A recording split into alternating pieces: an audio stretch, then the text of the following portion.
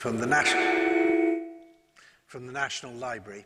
I'm Edward Lucas here in the main auditorium, and I'm joined by Ben Hodges, from my colleague from SIPA, where he's the Pershing Chair, and Matti Antonen, who's the State Secretary, the Permanent State Secretary at the Finnish Foreign Ministry, and one of the most long-serving and distinguished Russia watchers in Finland.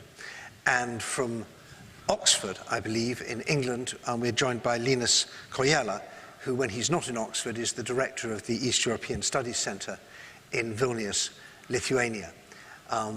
Greetings to all the people who are not in our packed auditorium here, but are watching online.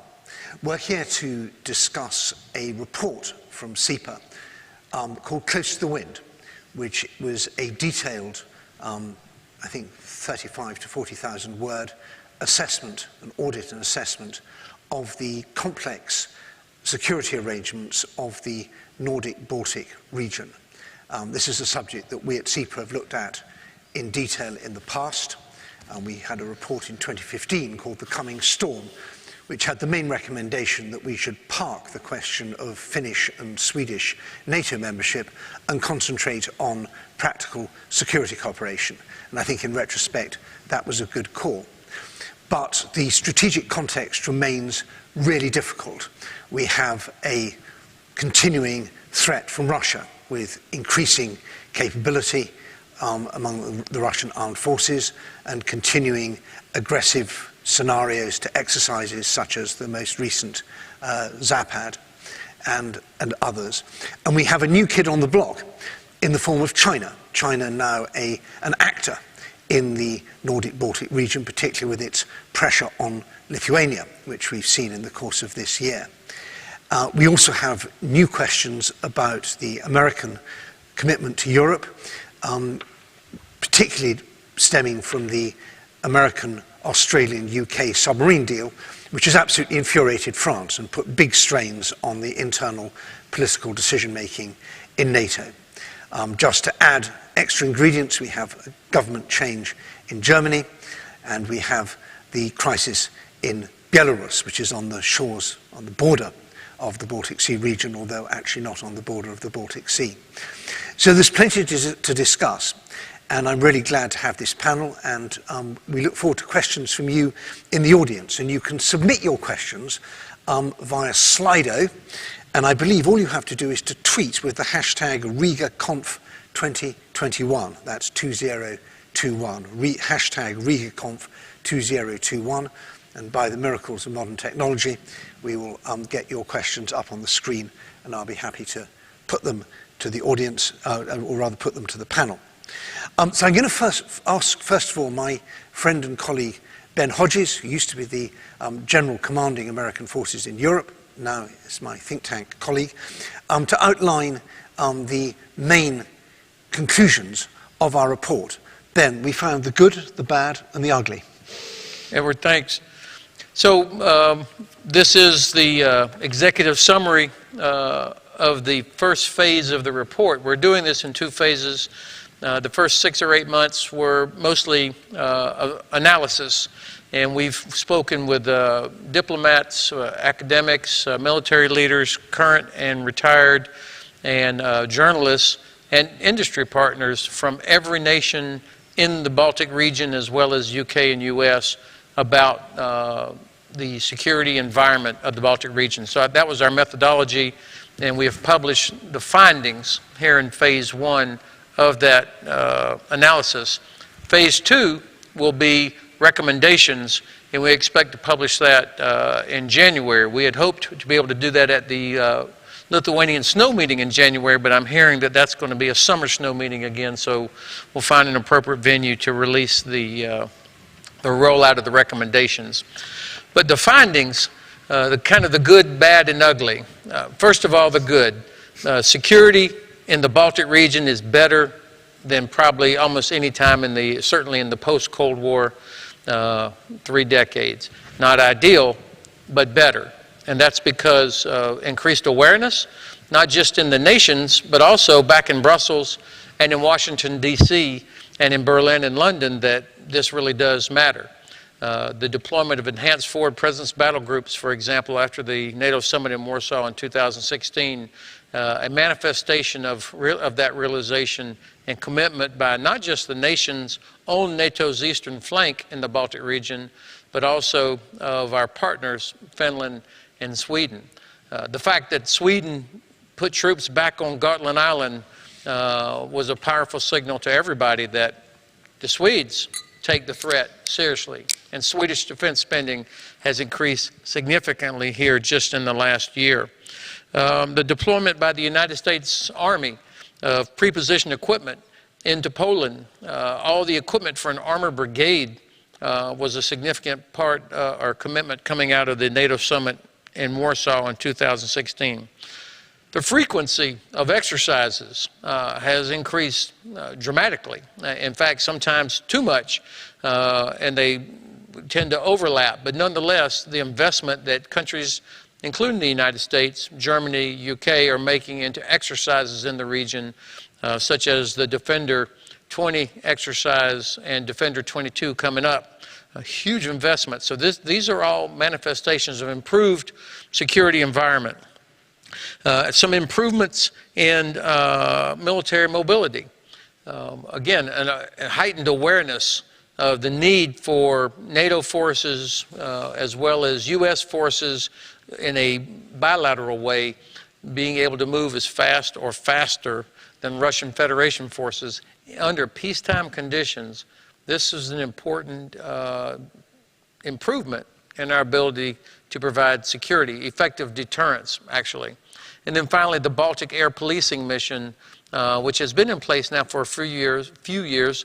This continues to be refined, continues to be an effective way to help monitor what's going on in the air domain of the Baltic region, but more about this a little bit later.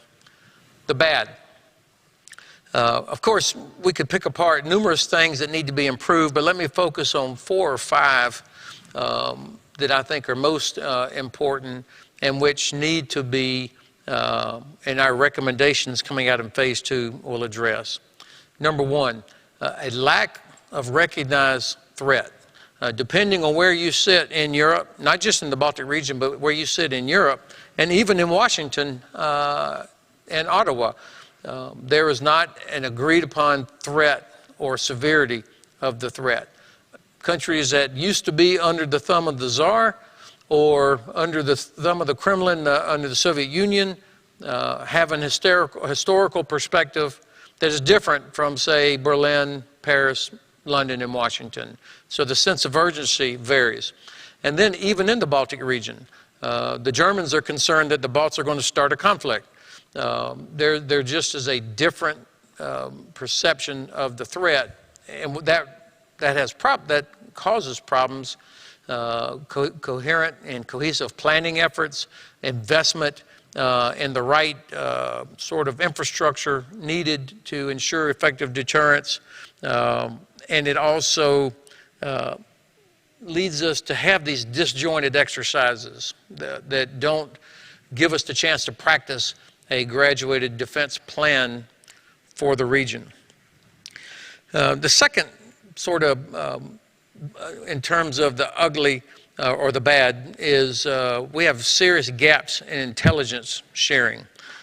We should have a perfect, near perfect picture of everything that's happening in all domains in the Baltic region when you think of all the friendly nations, both allies and partners, the predominance of friendly satellites and other sensors, the ability to have what we call an unblinking eye in all domains that fuses together all sorts of different types of sensors, information, so that decision makers could have that clear picture of what's going on the Baltic Sea, in the air above the Baltic Sea, and in the region around it. But we don't have that because of policy decisions and because of the lack of a place in which to fuse that. One that was a little bit of a surprise to me is a lack of trust in the region. We did a survey of several dozens of people from each of the nations around the region. The strongest trust link was between Sweden and Finland. The weakest trust link was between Sweden and Poland. I was not surprised by the strongest. I was a little surprised by the weakest. This is something, if we're talking about encouraging nations to share intelligence, to commit to each other, the trust factor is important. And we heard an interesting discussion earlier today about 3 Cs initiative that talked about one of the challenges being separating the obvious need for improved infrastructure from historical perceptions about who benefits the most from this interim infrastructure project. Finally, in terms of the bad, inadequate air and missile defense, I would say this is probably the biggest vulnerability that we have in the Baltic region, partly because it goes back to this lack of a agreed upon threat that the Russians, that the Kremlin would actually launch hypersonic missiles, ballistic missiles, rockets, and their own aircraft against critical transportation infrastructure, against European citizens. Some people are in total disbelief. And so if the members of the Bundestag or the British Parliament don't believe that that would actually happen, then people are not going to spend the money necessary to have adequate air and missile defense. Clearly, Estonia and Latvia cannot afford their own, nor should they purchase high-end air defense systems. Lithuania recently purchased NASAMS. Sweden has taken Patriot. Poland has Patriot. Germany and the Netherlands have Patriot. But this is not about Patriot. This is about having a system which requires sensors, shooters, and decision makers throughout the region. The United States has 1 Patriot battalion in all of Europe. And that battalion for sure will be given the priority to protect the U.S. Air Base at Ramstein, Germany. So who's protecting European citizens in Estonia, Latvia, Lithuania, Gdansk, northern Germany?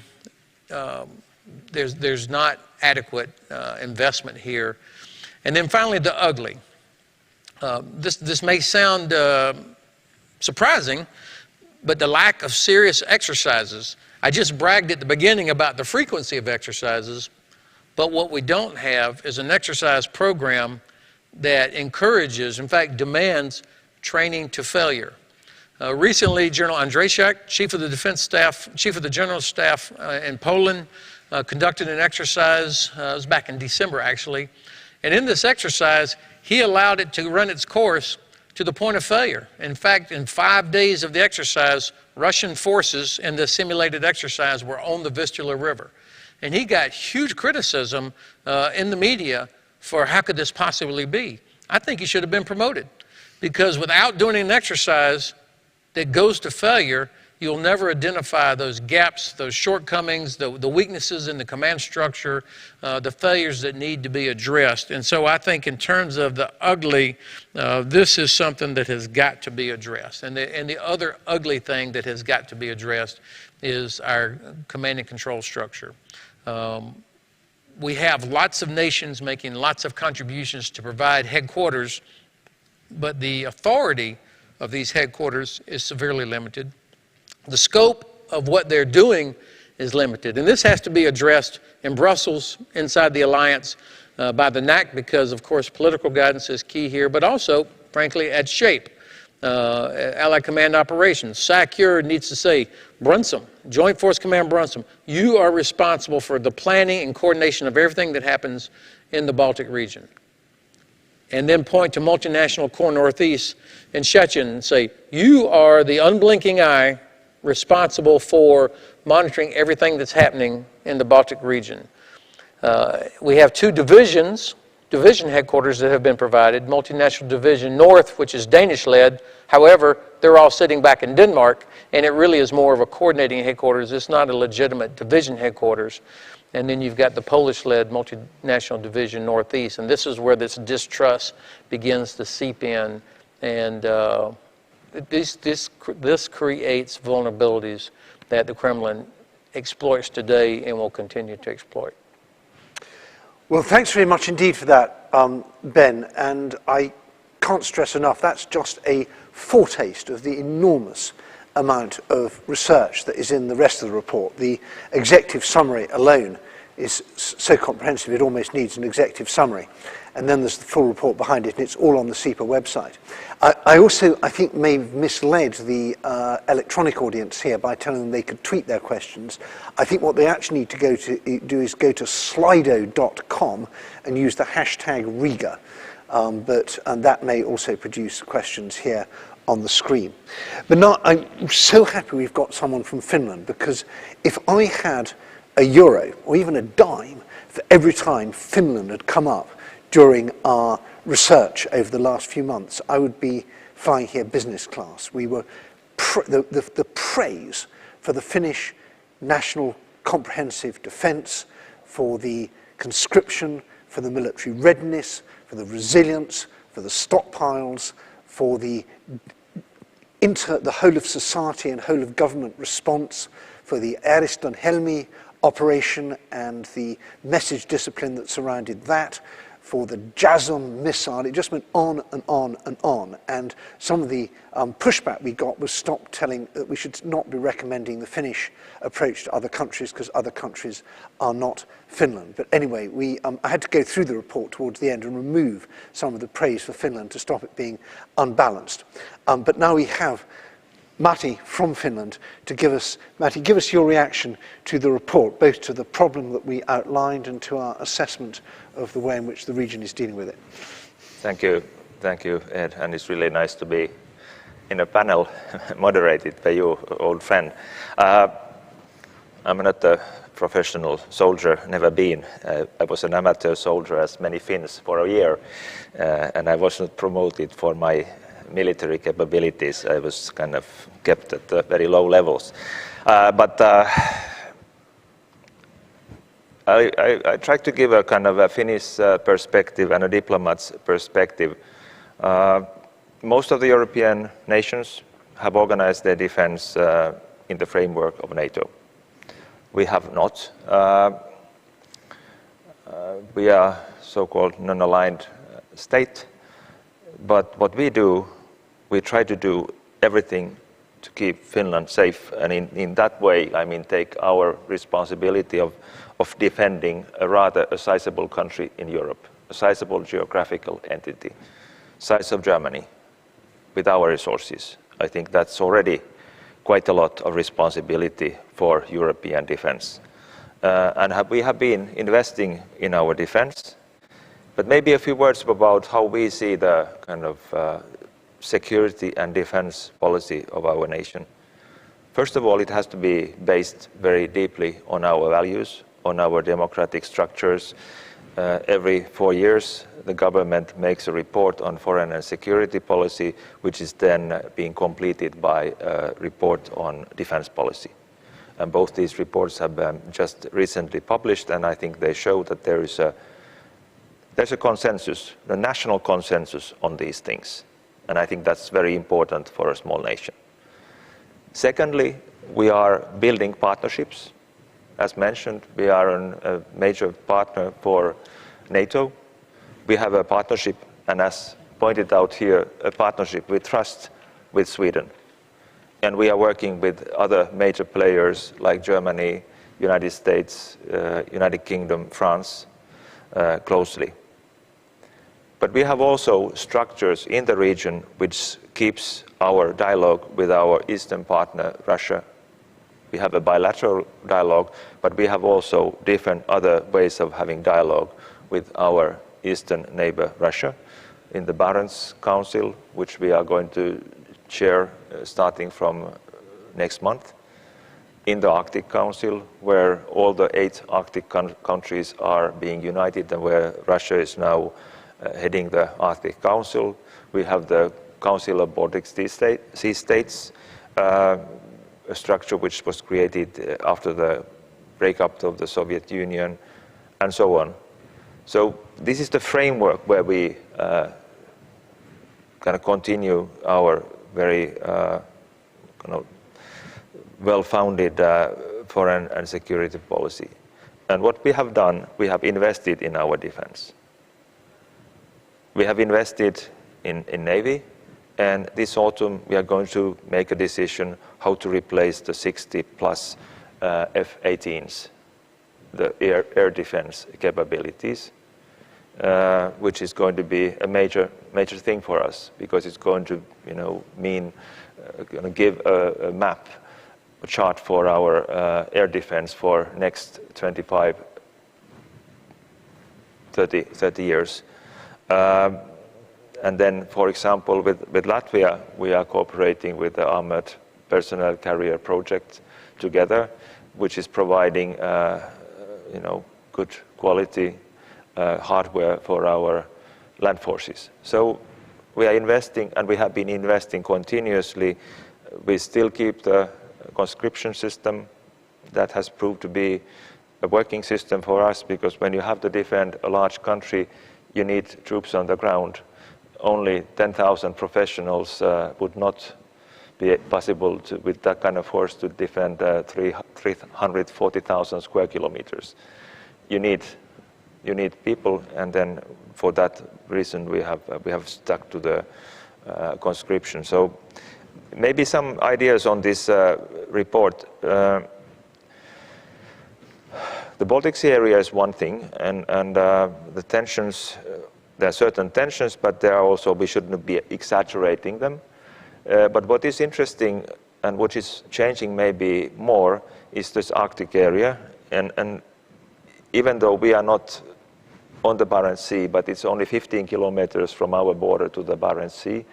And what's going on in the Arctic regions has an impact on the Baltic Sea region as well. So we should not forget the northern regions, which are becoming more interesting also because of the climate change, because of the increasing shipping traffic, and then of course for Russia this region is extremely important. Much of the oil and gas consumed in Europe comes from the Russian Arctic, and if the climate change really changes the conditions, permafrost melting and pipelines and production facilities being endangered, that has direct impact on Europe as well. So this Arctic region is somehow important to keep in the picture when we are talking about these other parts of Northern Europe. You mentioned this practical and kind of cooperation between Finland and Sweden. And when you have two high-trust societies working together, it's a high-trust cooperation as well. We were, for 500 years, part of the same kingdom, and in a way, metaphorically and in very often in real life, we speak the same language. I think I'll stop here and give the others a possibility as well. Well, Matti, thanks so much for that. I feel we've just scratched the surface of this, and in the discussion, I'd love to get back to the burgeoning cooperation on a Nordic level, also with Norway and with Denmark, and I also want to get your views on the British-led Joint Expeditionary Force, which for now is just a sort of military cooperation framework, but I think is gaining political weight as well. So I shall give you time to prepare your thoughts on that. But I'm very pleased now to go over the airwaves, or at least electronically, to my friend Linus Kojala, joining us from Oxford. You are in Oxford, I got that right, didn't I, Linus? Yeah, yes, that's right. So Lithuania is really in the eye of the storm now. You have obviously difficult relations with Russia for historical reasons. You've got the Belarusian crackdown with everything that means and the weaponized migration.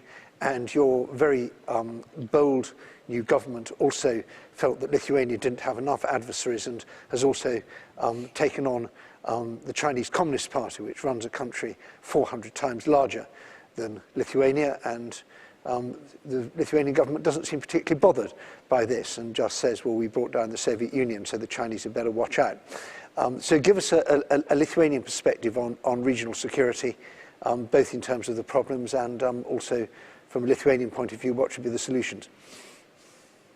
Sure, thank you very much, and thank you for having me, and also for a terrific report, which is really useful not only for us, but also for those who are interested in regional security. I'll maybe start with the good, as General Hodges started. I think it's important to note that in 2024, we will celebrate the 75th anniversary of NATO, and it's also going to be 2 decades since the Baltic states joined the alliance. And I think we must appreciate that, because we have a lot of security issues. We have a lot of problems, and some of them were already mentioned. Some of them will be, but in the end, I think we are more secure than ever. And it's really important. There are many things, again, to develop, but the fact that we are in a family of Western democracies, both in terms of the European Union and NATO, is really essential. And we've also seen some better developments as well, in a sense that defense budgets have increased. We will always discuss whether 2% is enough or not, but 10 years ago, Lithuania struggled in that sense, Latvia as well. And the fact that we are currently in the 2% club, and the club is increasing in terms of numbers in NATO, is also a good development. But of course, there are many aspects that are challenging, and you, Edward, mentioned some of them. I'll maybe touch upon a couple of aspects.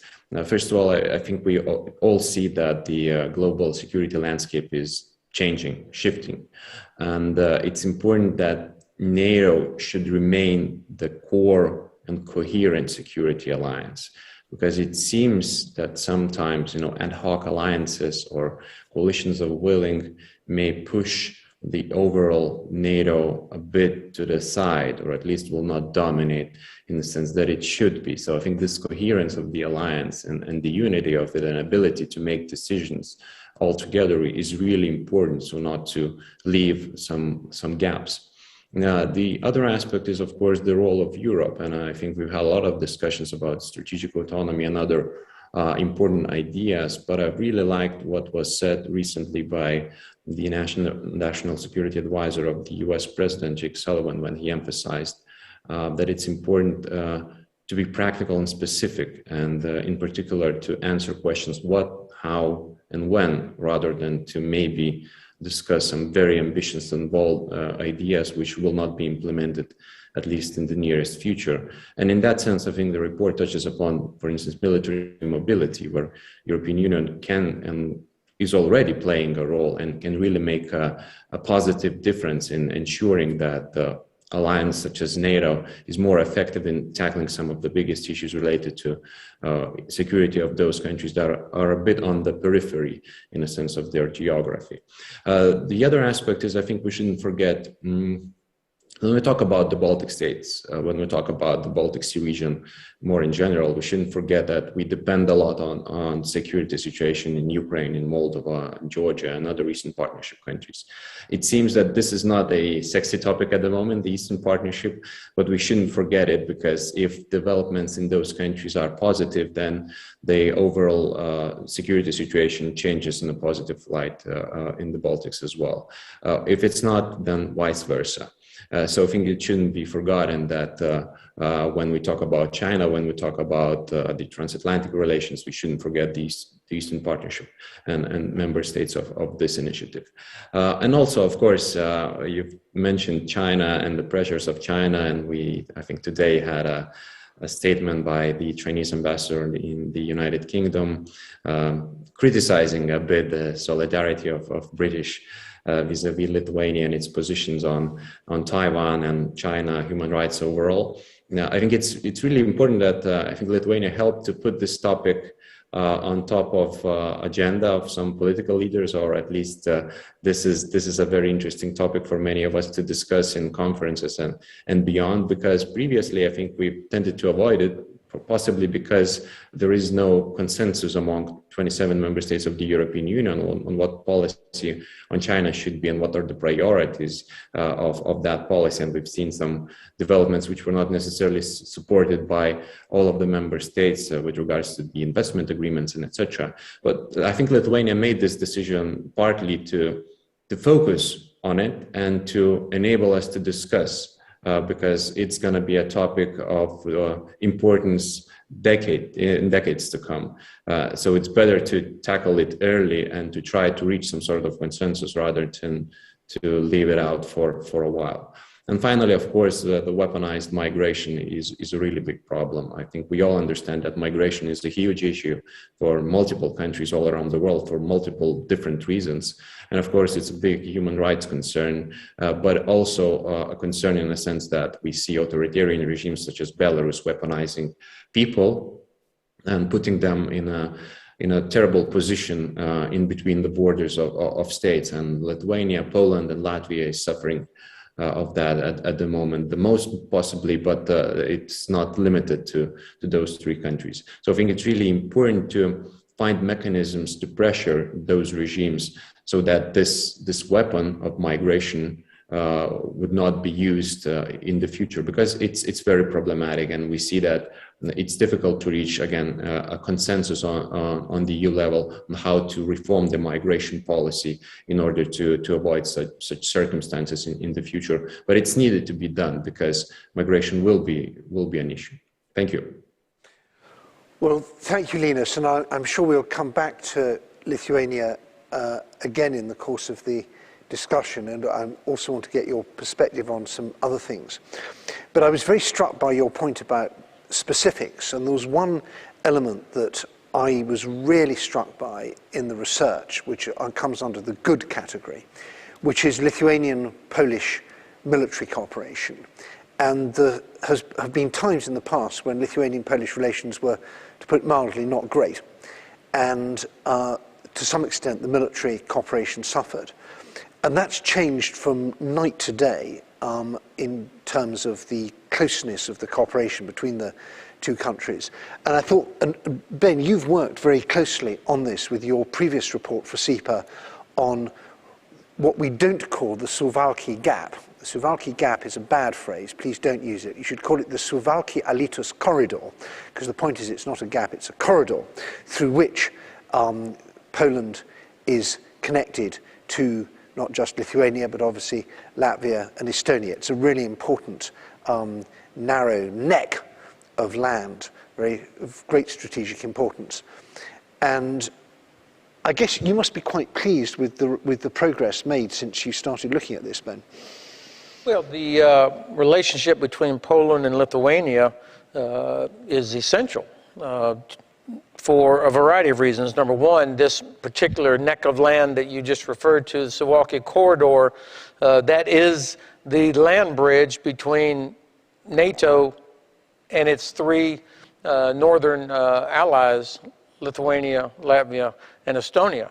So there's one rail, there's one highway capable of sustaining heavy armored vehicles over a period of time, plus normal traffic. And then there's one little sort of country road that would quickly become unusable. And Russian forces don't have to, or forces from Belarus, don't have to sit on it to block it.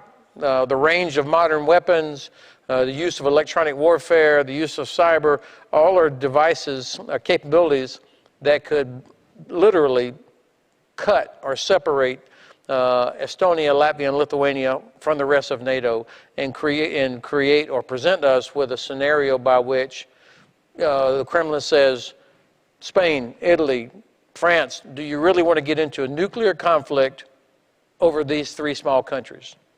I mean, that's what this is about. Now, of course, many people think this is absolutely unimaginable. They're incredulous that anybody would even think such a scenario is possible. But those are people that, number one, continue to be wrong time and time again about what the Kremlin actually is willing to do. And the fact that the Kremlin has not been stopped or has not felt any punishment since their invasion of Georgia, their support for the Assad regime, which was the first big example of their weaponization of refugees, putting more than 3 million Syrian refugees on the road into Europe, knowing how that would destabilize. And that was the phrase by General Breedlove, former SACEUR, by the way. And we're seeing this same tactic again with the weaponization of refugees to cause instability. So the Suwałki Corridor could be severed by a variety of different means, and then we're presented with the possibility of a nuclear exchange, even with very small tactical nuclear weapons, which would have disastrous consequences for all of us. And of course, our job in the alliance is to keep it unlikely. And the way you keep it unlikely is demonstrating that you've done everything necessary and prepared to prevent the Kremlin from being successful at trying something like this. This is why Belarus is so important. I think probably like most of you, we're not surprised by the behavior of President Lukashenko, but I had always sort of held out hope that at least there were no Russian forces permanently stationed in Belarus. The air defense network and system of Belarus obviously is totally integrated into the Russian air defense system, but at least there were no big Russian ground troops there. However, the laughable election in Belarus, the seizure of a journalist off a Ryanair flight, the treatment of their own Olympic athletes, one of which now, of course, she had to take up refuge in Poland. And then, of course, this latest terrible humanitarian situation where they are importing migrants from the Middle East and then pushing them towards the border so that they can cause exactly what's happening now. Or you've got the European Union criticizing Poland for what it's doing instead of the European Union condemning the Kremlin for enabling and supporting Belarus in this use of migrants. The last point I'd make, this goes back to my very first point about the lack of an agreed upon threat or assessment of what the challenges are. The Kremlin, I want to separate Kremlin from Russians. The Kremlin is always at war. Not in the traditional sense of tanks and rockets, but the mentality and everything that they do in all domains is a full-time at-war mentality. And if we can't accept that and don't act like that, if we don't take those serious, then we'll continue to be surprised by, holy hell, there are Russian troops all of a sudden all over Ukraine, over 100,000. Oh my goodness, Zapad exercise probably had 200,000 troops scattered around the Western Military District and in Belarus. Oh my goodness. Now they have capabilities, and we continue to allow ourselves to be surprised because they're operating in this mentality, and we're still, well, we need to maintain a dialogue. Of course you have to maintain a dialogue, especially if you happen to live next door to them, but the United States needs to maintain a dialogue with the Kremlin. But it's not a dialogue if it's always from your hat in hand, your heads down, versus from a position of strength. The Russians will stop only when they are stopped. I heard someone the other day was describing Finland's, and Matti, I hope you don't mind me telling a Finnish anecdote. Someone was asking that did not understand the region, said, well, they asked a Finnish diplomat, well, how many Russians are in Finland right now? How many Russian troops are in Finland? And he said, well, about 100,000. And the American was like, what? There's 100,000 Russian troops in Finland? He goes, yeah, they're all about 6 feet underground. And it was a powerful reminder that Russia does not fight with Finland because Finland is prepared. And that's what we have got to maintain as an alliance, working with our partners in the Baltic region to keep it unlikely that there will be a conflict. I'm reminded of the time when I think it was General de Gaulle told the American president that he wanted all the American troops out of France. And the American president replied, including the cemeteries. But Matti, I've got two questions for you, and answer them in any order you like. One is the question about our understanding of Russia, because I do think Ben's right that we are, particularly in what you might call the Old West, constantly taken by surprise. Everything that comes up we regard as a new threat when it's really an old threat. We are baffled and still often very complacent and naive. And of course, Finland has deep Russia-watching capability going back many, many decades and born out of bitter experience. So I wonder if, I'd like to know whether you agree with Ben's basic analysis of the Kremlin's kind of aggressive restlessness and opportunism, and how we should do dialogue with them based on that. And then the other question, which I highlighted earlier, which I'd love your thoughts on, is about the Joint Expeditionary Force and the JEF and Britain's role, and whether we are seeing a kind of growth of a kind of not quite a mini NATO, but a coalition of the threat-aware, the capable and the willing taking shape in Northern Europe that fills some of the gaps that we've described. So either question can go first. If I start in this order, as you put the questions, of course, I mean, we have no magic touch on these things, and cannot really should not overestimate our ability to understand what's going in our neighborhood. In many ways, all societies are little black boxes to each others when you cannot really see them from inside. But of course, Russia has been our neighbor as long as we can see. There was 108 years when we were part of Russian Empire, and we had the opportunity to see Russia from inside. I think it's also important to understand, in our case, this 108 years was quite a different 108 years than many others have experienced in the Russian Empire. It was a time when Finland was able to build its own national institutions. The republic, independent republic, is only 104 years, but our Bank of Finland is 200 plus years because it was founded during this period. Our government is more than 200 years because we had the government for Finland also during the Russian time. We had state railways, we had everything else except the military and the foreign affairs, which were just celebrating their 100 years 4 years ago. So in a way, we were given an opportunity to build a sovereign, all the structures of the sovereign state inside the Russian Empire. An experience nobody else can share. But it's also, behind when we talk about Russia in Finland, that, not all the history is kind of 100% negative. There have been also, real positive things which I think it's useful to acknowledge, because I think your view of history should be realistic. Positive and negative things should be included, and not make a kind of artificial story from the vantage point of today that, everything was bad or good. Then when talking about the dialogue, and that's through dialogue we try to keep this relation going. We are not agreeing on everything. It's quite clear. We have two countries with two different systems. But what is good now is that Russia is not anymore a communist superpower, because that brought a lot of extra problems to our relationship. And we are very happy that those extra problems are not there, because it's easier still to work, much easier to work with a sovereign big country on your doorstep when it's not adversarial in your ideological sense. Russia is a market economy, how democratic we can discuss, but anyway, it's not a communist totalitarian state. And that's a positive thing. Then what we find a kind of big question of the coming years is that, as Mr. Putin, the president, said this week, Russia wants to be carbon neutral by 2060. The Chinese president has said the same words. But when we think, what does it mean for Russia that the world becomes carbon neutral?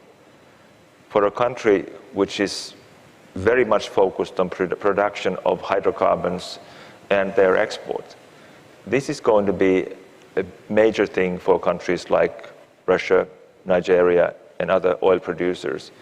And we have not really thought about what it means, for this country in the European context, because I'm quite certain that it will have major impact. Now it's a country dominated by very big, often state-owned oil and gas companies. I mean, that's the kind of backbone of the economy. When they are not anymore the backbone of the economy, what is the backbone of the economy, and how that interacts with the political system? Because that probably interacts with the political system in a different way than the present very large company around economy, which is organized around very large companies. And that's something we are not really thinking about, but I think we should be thinking, because the day-to-day surprises we are going to have also in the future, but we should not be surprised if something big like this systemic change happens. And we have to take care of the everyday's contacts and understand what's happening, but we should be also thinking a bit more long term, what kind of a future this major European country has, and how this is going to influence than us.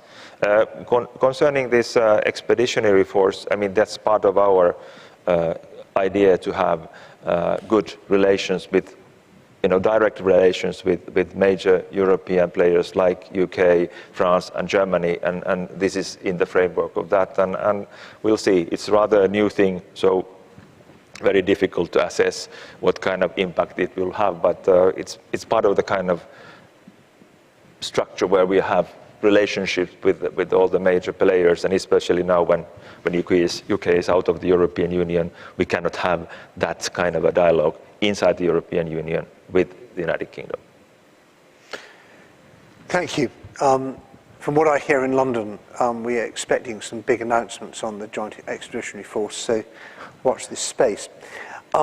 We've got some questions coming in from Slido, and I think one for Linus here, which is, should the Arctic issue be securitized? I think that means become a security priority in the 3 Baltic states, given that it's such an issue in Finland. And it may seem a strange question that obviously the Baltic states are a long way from the Arctic, but actually looking at the map of Europe can be a bit deceptive. I always tell people, look at the globe rather than looking at the map. The nearest NATO capital to North Korea is Tallinn. Not many people know that. Linus, give us your thoughts on the Arctic. And there's also a second question. Is Russia still capable of divide and conquer politics in the Baltic Sea region? Nord Stream 2 is one example. Can the Baltic Sea states prepare against this? So we clearly see Russia playing a role in its policy, its energy politics towards Germany. But is that a one-off, or do we see other divide and conquer tactics? Your thoughts on that? Well, thank you very much. I'm certainly not an expert of Arctic, but I think it's an arena of geopolitical struggles, and it has a huge impact overall. So it has an impact on the Baltic states as well, and on the Baltic Sea region in particular, because some of our neighboring countries prioritize it more than we do. I think the problem that we have in Lithuania, at least, and possibly in other Baltic states, is that we don't know much about the Arctic issue. We are not an expert of the topic, and it might be a little bit complicated in forming a position on this particular issue because it's so complex. So we will probably follow the examples and policies of our allies and neighboring countries rather than form our own position straight away, because it's just too complicated and complex. With regards to Russia and divide and conquer, I think it's been a policy of Russia since whatever. I mean, it's the way that they try to have an impact on many countries, not only those in the Baltic Sea region, but it hasn't worked out well, I would argue, as we see with those developments that took place over the last couple of decades. And in energy as well, even though Nord Stream 2 has been implemented, then that's a huge setback, I would argue, for European Union's energy policy, and that was also said by representatives in the European Commission, not only by certain member states. Now, I think the overall tendency to move beyond dependence on Russia is there. And one of the policies that probably is most problematic for Russia in the long term, as was previously mentioned, is the European Green Deal. If Europe really moves away from hydrocarbons, then it makes Russia much less influential, because that's the way that that's basically the policy that they've been using for a while. But they've not been investing a lot in other areas which could be of bigger influence in the long term. So that's probably a positive. So from our side, I think it's necessary to move towards the European Green Deal's practical implementation and to make Russia less influential in that area. Thanks very much. And I would encourage, we have in the audience, we have ambassadors from countries we're talking about, diplomats from countries we're talking about. If anyone wants to ask a question, please stick your hand up, and you can ask it in your private capacity if you don't want to ask it in your official capacity. We're keen to have a lively debate here.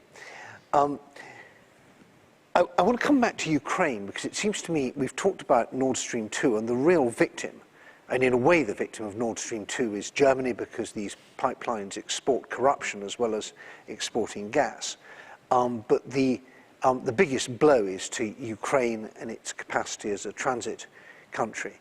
And I also think that the biggest victim of Russian-Belarusian military cooperation is also Ukraine, because Ukraine traditionally treats Belarus as a friendly neighbor. There's not much in the way of military bases or hardware on Ukraine's northern border. All the effort is towards the east and the south. And if we do see much tighter Belarusian Russian military integration and a harder Belarusian policy towards Ukraine, that's going to be quite a problem.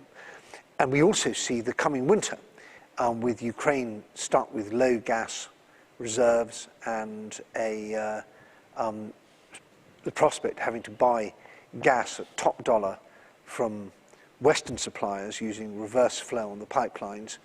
And already we see some Ukrainian industries, energy-intensive industries, cutting back on production or even shutting down.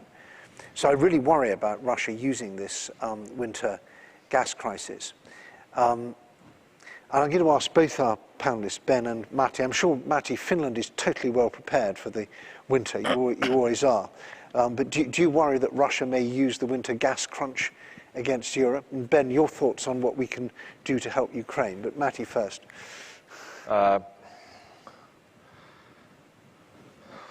We have done quite a lot, and in 3 years' time, basically we will be carbon-free in our electricity production. We are investing in nuclear, we are investing in wind, solar, and bioenergy.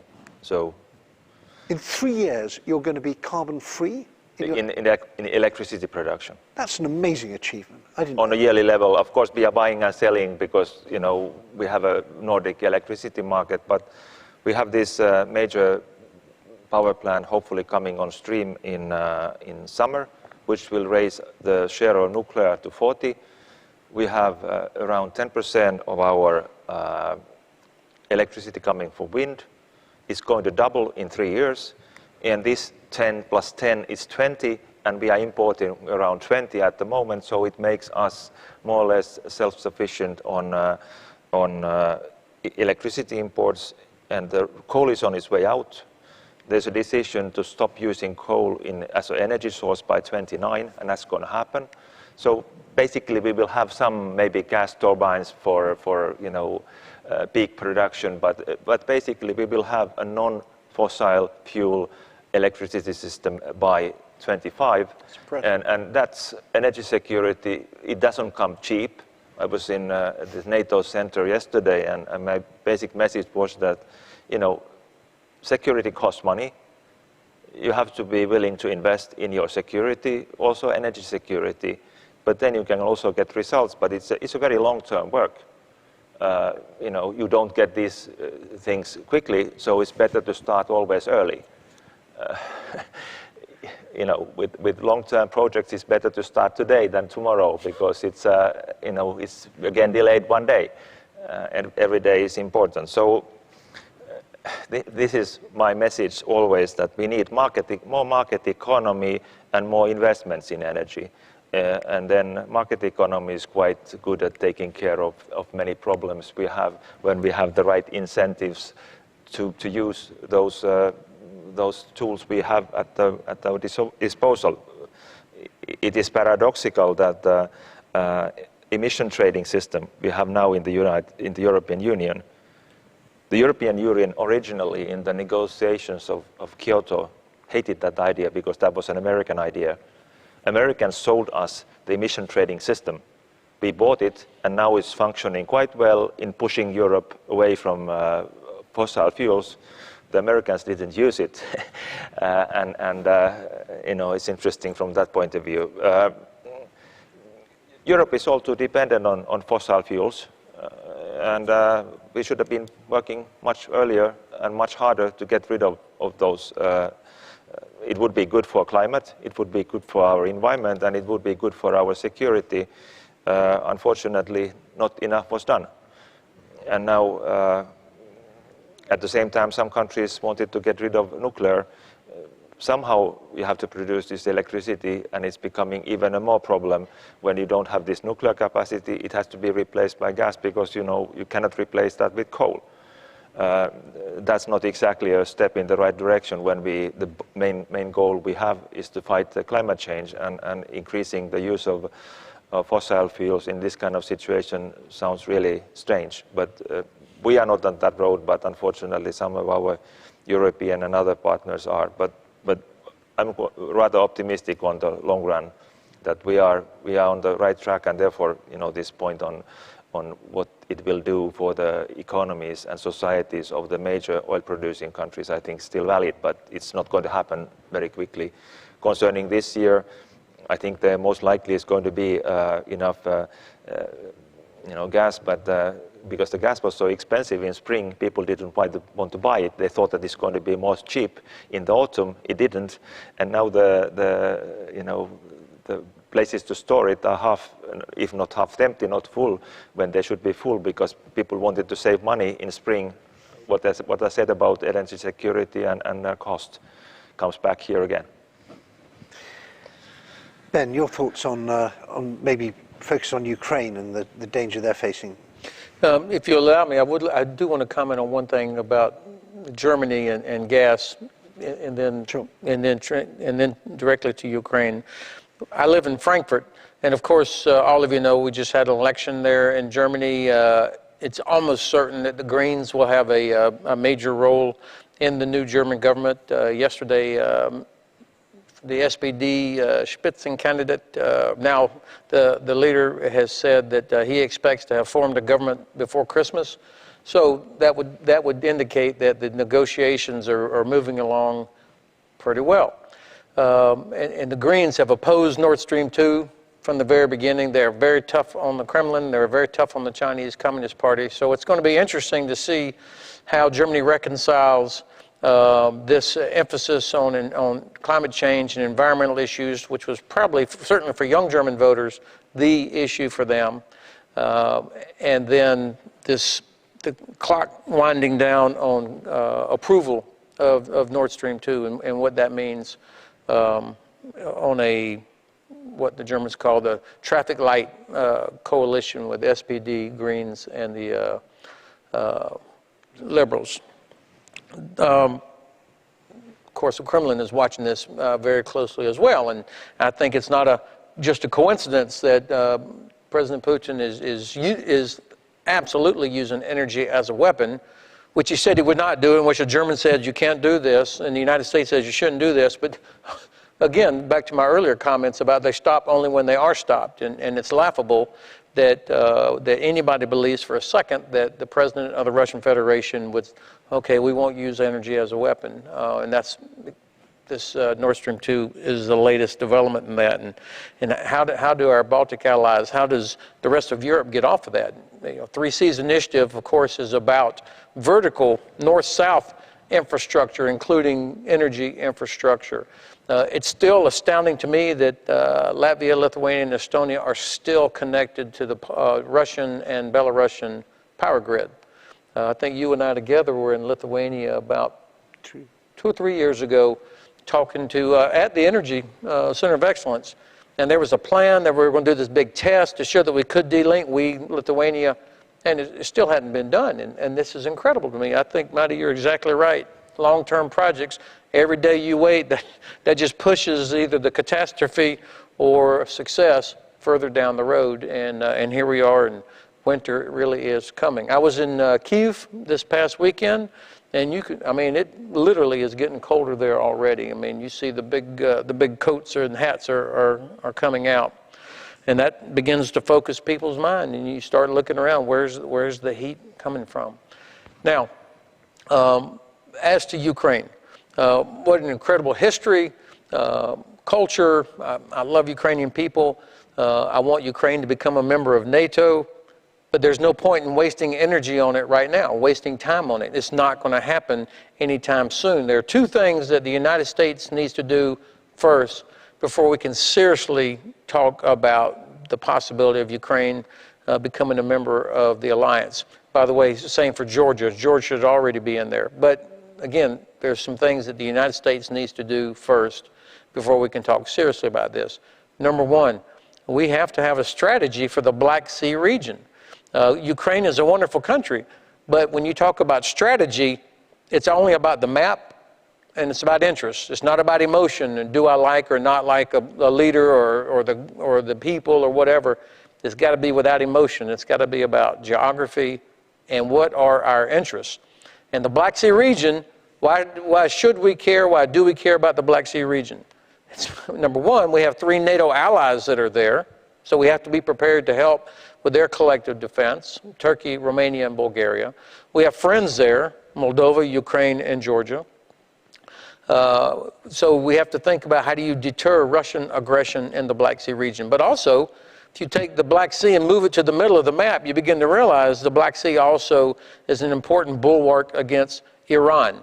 So our Turkish allies, they are frustrating, they are difficult to understand sometimes, but they are essential. And so a Black Sea strategy would fix the relationship with Turkey, not worry about Erdogan, but think about life after President Erdogan. Secondly, the economic development is even more important than the military aspect of any strategy. And the Black Sea is the only corridor between Europe and Eurasia that does not go through Russia or through Iran. And so, of course, that's exactly why the Kremlin has done everything they can to prevent the Caucasus from becoming the portal between Europe and Eurasia that it should be. They've stopped every attempt to develop a seaport there in Georgia that could move significant cargo across the Black Sea up into Ukraine, into Romania, which would then put pressure on the Danube River to expand and improve, or down through Turkey. So we've got to get that part first, and then we can talk about NATO. Secondly, the relationship between the United States and Ukraine, we've got to get this into a normal bilateral relationship. Right now, in Washington, D.C., if you see Ukraine, people think Giuliani, Trump, Hunter Biden's laptop. Those are the first 3 things, and then corruption. That's the American vision, the average American vision of Ukraine, which is grossly unfair, but that's the way it is. And so we've got to get to a normal relationship. And I do know that President Zelensky was very disillusioned, as were many others, after this whole scandal in 2019 of how the previous American president tried to use and pressure Ukraine for his own political gains. A sickening thing, and now our own standing and our own credibility is damaged. So we've got to get to a normal relationship. So what does that have to do with the Baltic region? Well, for the alliance to have an effective deterrent effort, we have got to achieve coherence along NATO's eastern flank. Actually, I would prefer that we call it NATO's eastern front, because a flank is I have a friend on my right flank and a friend on my left flank, and the adversary is to the front. But eastern front has so many negative connotations for so many people. That's a windmill I'm not going to go after. Nonetheless, having coherence from the Arctic region all the way down to the Black Sea region will improve air and missile defense. It'll improve the logistics necessary for deterrence, and it'll get us thinking in a more swept up way that provides for better planning and better preparation and helps us be more unified the way we were in the Cold War about what it is we're up against. And the same thing has to do with China. My last point, if you'll allow me, I love the question about the Arctic, because we did actually inside SEPA have a big debate on our study. How do you draw the circle? What is the Baltic region? How far do you go?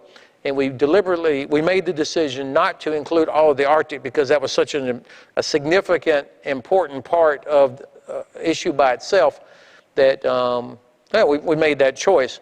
But I'm glad the questions are coming up, Mighty. I'm glad you addressed this. Last time I was in Oslo, when I was still in the Army, I asked a very, very senior Norwegian officer, I said, so what is your biggest concern? strategically, what's the threat you're defending against? And he pointed to the map of Norway, and he drew a little circle around the top 10% of Norway. The top 10%. And by the way, the part that is usually cut off on most maps that you see in the NATO headquarters, that top 10% of Norway actually is not on the map. He said that right there. If the Russians got control of that, then they could completely change the geometry and their ability to threaten what NATO has always called the GI-UK gap, Greenland, Iceland, UK gap, through which Soviet submarines used to have to transit to get into the North Atlantic. If the Russians controlled just that top 10% and Svalbard Island, which is under contention right now, that would significantly increase their ability to threaten or control that North Atlantic. That's why the Arctic matters to the Baltic. Thanks very much indeed for that, Ben. It was tough drawing the circle because you end up wanting to write about everything. I want to come back to you in a moment, Ben, with a question on what the new German government should do on military mobility and logistics, and everything we need in this region basically has to come through Germany, and there's a big to-do list there. So think on that while we just do a couple of other questions. I think we have a real-life question. Can you? I know who you are, but can you introduce yourself? Just shout, or I can repeat it. And sorry, say who you are?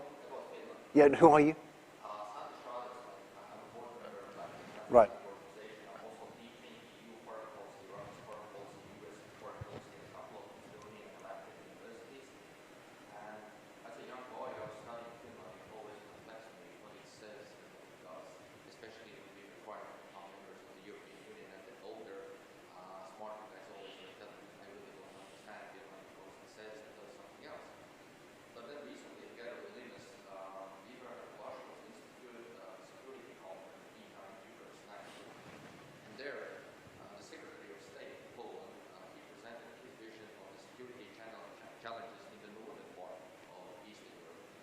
Specifically noted Finland having built one nuclear power plant by Rosatom and the second in the construction.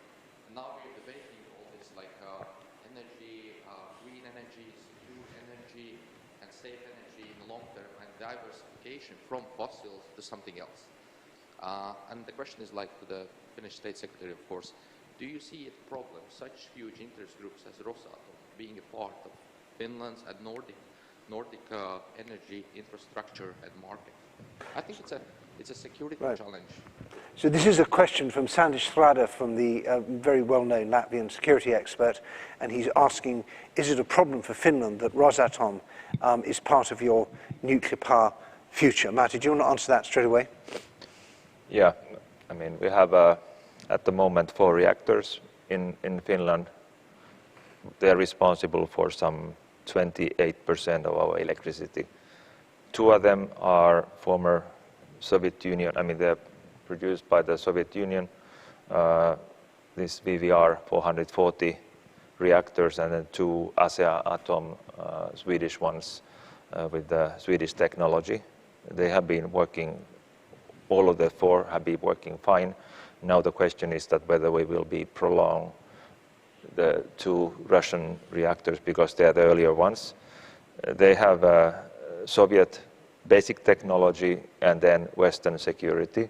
They have been probably one of the best reactors ever producing electricity for the markets, reliable and safe. And so we have no complaints from that point of view. And their fuel systems come from the East because they are Soviet made, and they are taking the Soviet type of nuclear fuel as well. Now then we have this French German the Areva Siemens plant, which is now going to be built at the same site where we have these 2 Asea-Atom reactors in Olkiluoto. It's been delayed by 10 years. Now hopefully it should be up and running. They are very close of charging the nuclear fuel and starting their kind of trials operations winter, and by summer it should be producing. It's really big, 1,600 megawatts. So really a major one. And now then there's a kind of another project in northern Finland where Rosatom is providing again the core of the nuclear reactor. Then much of the other equipment comes from other places, as they usually do, and then they own around 1/3 of the plant, but they have not yet the permission to build. They have only the permission kind of on the level of principle to build. And the big question is, of course, whether in the coming world, because that reactor is, if at best, going to be there by 2030, whether that's really economical to produce or build a new nuclear power station when most likely the price of electricity will go down because by far the cheapest production now is wind, and we are going massively to increase wind because it's a big country. You can build windmills, and people want to build windmills because they bring money to the local economy. We have a municipal tax on windmills, and all the municipalities want them because they get direct tax money from these windmills. So the plans are so exponential that they will have a major impact on the energy price. And the big question is that whether it's really feasible to build these kind of big plants. So no decision yet, and they are a minority owner in this plant. Great. Linus, I just want to come to you with a question about weaponized migration. Because it seems to me that Lithuania is really experiencing full spectrum hybrid warfare. You have disinformation, which you've been dealing with since the 1990s. You have the economic pressure from China attacking your supply chain. You've got the weaponized migration being used on your borders. You have cyber attacks. You have all sorts of other things. Where does weaponized migration fit into the hybrid warfare toolbox? And perhaps the most difficult thing is, how does one deal with this? Because I think many people are horrified to see people are dying on the border of cold and of illness, and there's a very strong humanitarian pressure. We see this also in Poland, saying let's just save these people's lives rather than worrying about the politics. And this puts governments in a difficult position.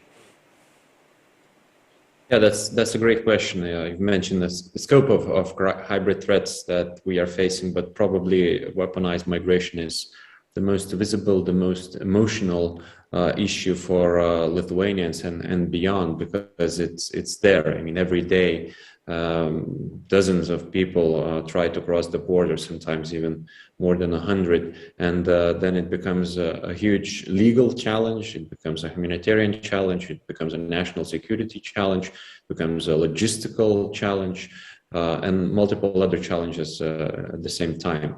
So it's complicated, and we've seen that the first wave of people managed to get into Lithuania because there was no coherent response, or maybe there was no coherent policy yet on how to deal with the situation. Then the pushbacks started, and that's the policy up to this date, because it seems that this is the only option of deterring at least some of those people from traveling first to Belarus and then crossing the border illegally. There is a legal path to cross to Lithuania or to any other European Union member states, but that's not the path via the forests or lakes or whatever that are on the border of Lithuania and Belarus. But the issue persists. We've seen that the numbers of people trying to cross the border has increased in recent days, and obviously the regime of Lukashenko will not stop at this point. They will use any means possible in trying to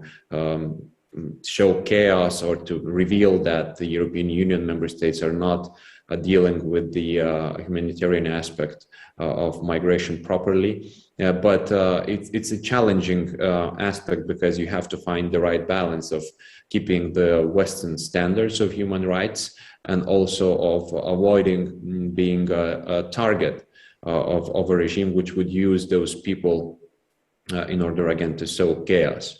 So I'm not sure we've found the right balance. I think we found that the European Union showed solidarity and were supportive, both in a sense of political support and also in terms of practical means, such as helping out with necessary supplies, especially at the beginning of crisis. But the balance might shift to one or another direction because of the events. And the events currently are not going into a positive direction, because we recently have started a discussion whether some of those people who've crossed the border might have links with radical organizations or terrorist organizations, which adds another layer of problems to this. Right, thanks very much. I remember Finland and Norway had a problem with this as well, didn't they? Marty, you had Russia dumping people on your border, but you dealt with it somehow. With questions like this, it's good to have the channels open. Yeah. And I mean that's how we then managed to get this thing over. Talking to the other party, it's very difficult just with one side to solve this type of problems. Is exactly those ones you don't probably not want to talk to. You have to talk to. I mean, then when things are difficult, then it's very difficult to create the contacts. And I think Lithuania, Linus, you've tried having bilateral discussions with the Belarusians, and also I think you sent your foreign minister to Iraq, if I'm not mistaken. It doesn't seem to have had any effect. Yeah, the foreign minister went to Iraq. There are no talks with the regime, but even on a lower level, I mean, between the border guards, which was a usual format, there is no communication at the moment. Lithuanian border guards, as they've told, tried to call multiple times their colleagues, but with no answer. So in this case, of course, the regime is not legitimate and it's not recognized. So it's difficult to talk about political process. Right. Ben, let's turn to Germany. Yeah, go on. I want to pile on this thing. I was watching Euro News this morning, and there's a senior leader from the EU is barking at Poland, Lithuania, and Latvia, but especially at Poland for how Poland is reacting to this. And frankly, of course, the EU is correct to be concerned about humanitarian issues, and Poland, I think, could have done a better job on their own messaging. I mean, this whole thing with the weaponization of refugees, this is conflict, this is war in the information domain.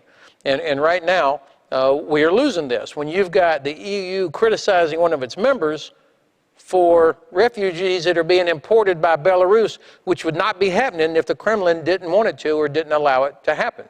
So I think, so this goes to the larger issue of European strategic autonomy. If the European Union cannot stop the flow of a few hundred refugees being imported into Belarus, if they can't stop that, then, I mean, what the hell does strategic autonomy mean? What kind of a power do you have if you can't bring enough pressure to bear on the Kremlin to put pressure on Lukashenko to stop it? Instead, publicly going after one of your own members. This is an A+ for the planner in the Kremlin design. How can we keep the pressure on Europe and continue to destabilize? Because Linus is right. Now you've got all the right-wingers in Warsaw and in other countries saying, see, look what's happening. And by the way, it's the same thing that's happening in the United States. I'm going to come back to you in a moment for thoughts on Germany, but now I think we have the Polish ambassador appearing, Dea Ex Machina. Thank you very much.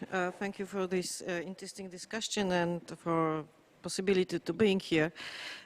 Just a few comments. According to this crisis on the border with Belarus, I just wanted to stress that the Polish army and Polish guard is very effective, and we really have success with fighting against this crisis. So we also yesterday decided to build this real wall on our border with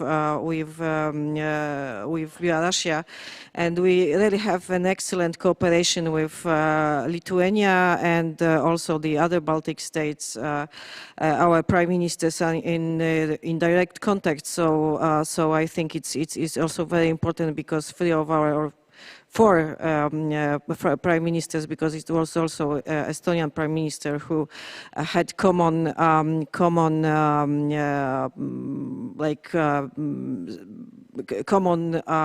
attitude to all these crises. What was shown to European Union, but also I would like to stress that also the Ursula von der Leyen, she said. It's a hybrid attack, so we also should treat it as an attack. I'm sorry. So what we really need from European Union, however, we have already all this support and understanding, but not like push Poland but making more supportive attitude toward all this question, not blaming us and other countries that we are not like, we don't have these humanitarian rules and so on. Like, no, we are in a very critical situation, and we really need support and understanding from other countries, also from other political groups. This is the first, and the second, according to this Nord Stream 2. It happens what we want, and what we just like. We said the story how it happened for last 10 years already, or more. It was like 15 years ago. We started the discussion about Nord Stream first and Nord Stream second now, and Nord Stream 2. And what is going now in Europe? The gas prices rising up, and it's political question, and also it's what Russia is doing. It's pushing Europe to open the Nord Stream 2 because of this prices rising up, and Poland, it's doing its own work. We are making our security stronger and stronger, as our Finnish colleague said. Now we are like finishing the Baltic pipeline. We will open it next year. This is the first what we are doing now, and the second, before yesterday we opened the gas storage in Kashuby, the big one. So this is also the second thing what we are doing for now moment for our security. And what is very interesting, that Latvia, for example, and Poland, we have enough of our gas for the winter, but what about the other part of Europe? Yes. This is also the Germany. So I'm sorry for this, like, very direct, but who is the winner? Thank you very much. Well, thank you, Ambassador. And I do think that those warnings from Poland and from the Baltic states and from other countries starting in the 1990s looks so prescient now, and it really annoys me that it's still a source of surprise in what one might call the Old West, that these problems arise. And maybe when you write your memoirs, Ambassador, it should be called I Told You So, or We Told You So, because you did, and they didn't listen. Ben, in the final few minutes, I just want to turn now to this vital question of military mobility, because everything really depends on moving stuff around quickly. Russia has shown in Zapad and other exercises that it can move huge numbers of people and of equipment over long distances in very short space of time, and they get better at this every year. And we are not as good. We take months and months to repair in carefully scripted exercises where there's no possibility of failure. And the infrastructure just isn't there in many cases. We've lost the kind of the muscle memory and the physical capacity that we had during the Cold War. And Germany's crucial in that, and you live in Germany. So give us a few minutes on what your advice to the German government would be, the new German government, about fixing this problem. Well, the military mobility, let me explain why this matters. This is about giving political leaders options other than a liberation campaign. This is about the ability of the alliance to move military capability to a place before the crisis happens, to communicate to the Kremlin that we see what you're doing, we see what you're thinking, do not make a terrible mistake. We are prepared. That means you have to move armor, aircraft, logistics, all the stuff through the Suwalki corridor, or perhaps down to Romania as faster than Russian Federation forces can do it. And it will have to happen in peacetime conditions, meaning before the crisis. And no political leader is going to want to do something that looks like escalation. So that means we've got to be able to move where all EU and national road regulations, weight restrictions, border crossing restrictions, all of that is in effect. That's very hard, much harder than I would have guessed before we started working on this. And by the way, our friend that all of you know, Professor Julian Lindley-French, he's here in Riga. He was one of the leads on our SEPA study on military mobility. So I hope if you see Julian during the break, ask him for some insights. Germany clearly plays the central role for all of this because of its geographical location. Almost every seaport in Europe, when American forces, Canadian forces, or other European forces to get to the Eastern Front, they will have to pass through Germany. Bremerhaven is essential for the United States. Hamburg, essential for the United States. Airports around Munich, Nuremberg, Frankfurt, all of these are critical ports of entry for American reinforcements, which, by the way, of course, undergirds NATO's deterrence on its Eastern Front. So what do we need from Germany?